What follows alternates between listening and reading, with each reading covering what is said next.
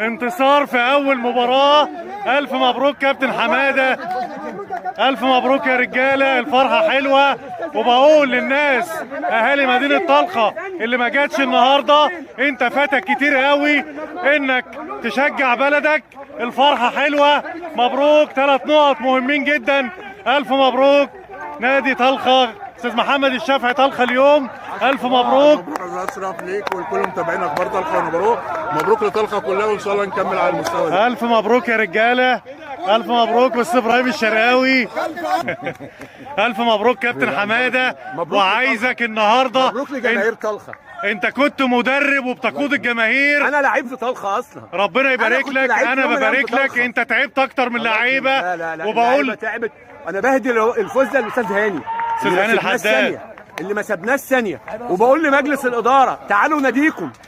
انا شوفوا يا جماعه، برصد لكم الفرحه، برصد لكم فرحه اللعيبه مع الكابتن حماده. فرحه اللعيبه. مبروك يا رجاله، مبروك مبروك مبروك. اسمعني يا كابتن، معاك. هنسكت كلنا. الف مبروك يا رجاله. حارس المرمى وجه كلمه لجماهير طلخة. والله يا كابتن يعني لعيبه رجاله، لعيبه رجاله، وان شاء الله هنصعد باذن الله. بس فضلك كله يا كابتن بعد ربنا كابتن حماده. انا بوعدكم النهارده حاجه، والماتشات اللي جايه البلد كلها هتبقى وراكم. مدينه طلخة بالكامل هتبقى وراكم تدعمكم.